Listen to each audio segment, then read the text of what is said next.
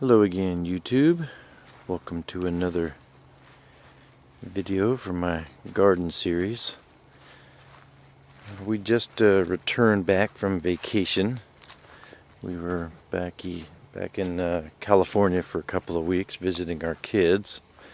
Came back to the garden to see what survived. Apparently there was some cold weather that came through at nights. So I wanted to see what survives and what doesn't. As you can see, strawberries, they are resilient. And they seem to be happy still. This is one of my wife's Asian plants she uses for teas. Some of it got a little bit burnt looking, but it looks like it still might come back.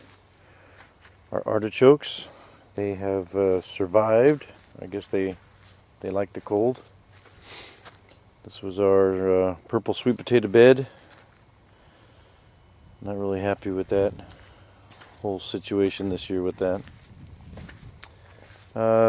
This is one of our fig trees. Most of the leaves are coming off of them. Now it says that figs are supposed to be able to be grown out here in this area. That's why they sell the trees out here. We have 4 different ones, so we're hoping we're going to get some figs that will come from the trees. We've got our blueberries, and blueberries here. They all look okay still. Our grapevine still has still has some little baby grapes on there. But the plant itself is dying back a little bit for the winter, which grape plants do that anyway. Which will probably be a good time for me to prune it back a little bit and make like a little trellis for it to grow on rather than on the fence. Still debating that. Still have to do a little more gardening out here and rototill this area down. Let's see what happened with the rest of the stuff that's out here. Oh, wow, looks like everything else got frost burned. Something fierce. All the cassia seed plants all look dark brown. All the perilla plant looks the same. I don't know. No, they're still kind of green-ish. And they're still kind of soft and pliable, so they're not going to be dry enough to get any seeds out of them yet. All of the pepper plants that we left in, also, same sort of badness on those. They all got freezer burn, or frost burn, not freezer burn. The jalapenos, there's still some jalapenos on there, but they are soft, mushy on those. These are the rest of our jalapenos. The Dragon Cayennes. Actually, the Dragon Cayennes feel pretty good. We could probably pick these and eat these. The habanero plant has a lot of habaneros on there. They as well are a little bit soft, a little bit mushy. So I don't know if they're where they need to be either. All the ghost peppers, like I said, we're done with growing these things, but they're just here now, and it just keeps producing and producing and producing. I mean, you can see how many there are on here compared to the leaves. I mean, some of them may look like leaves, but it's just loaded with the ghost peppers. Some of them seem to be firm and can probably be eaten or used for different things. The rest, not so much. So we're probably going to have to get out here and we'll be yanking all these plants out on the next opportunity we get. Because now that I'm back, I have to go back to work for a few days.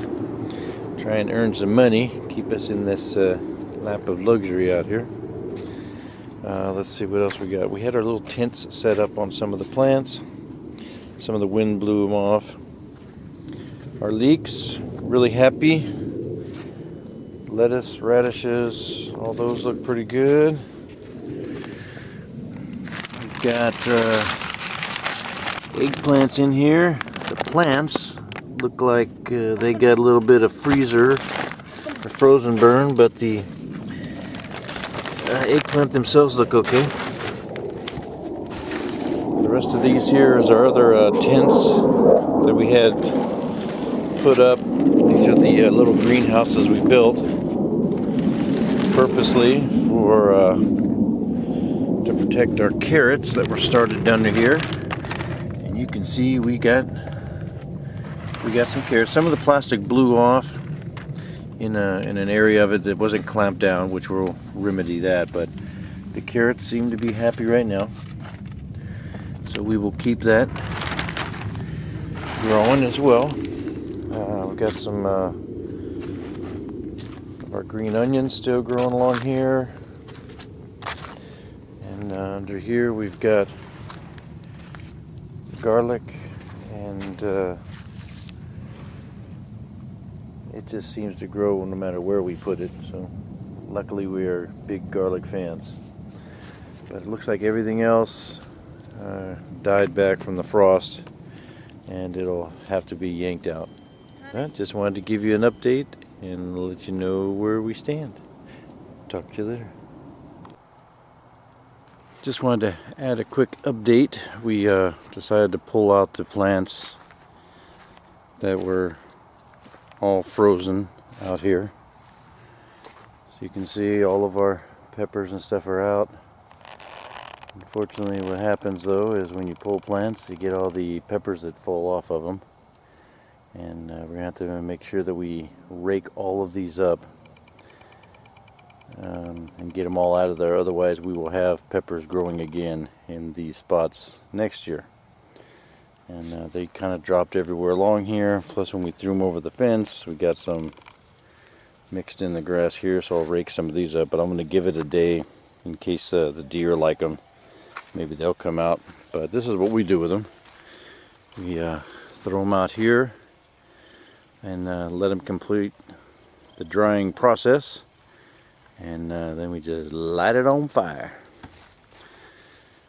I know I have a fire pit over in the middle of the yard, but that's just for, you know, having actual little fires, family gatherings kind of a thing. This is where we burn the stuff so that it doesn't get any seeds and stuff growing again, which works about 50% of the time. We actually have had things growing in our burn pile after we burn it, so apparently it doesn't kill everything.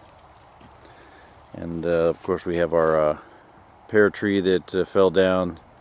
I've got to chop it up, but I'm going to wait a few more weeks for that, and just put down some more deer corn. So maybe tonight or tomorrow we'll come out here and see if Bambi's dad or mom want to come out and play on the weekend. And that'll be a nice welcome home gift for us. But other than that, everything else looks good in the garden. Talk to you later.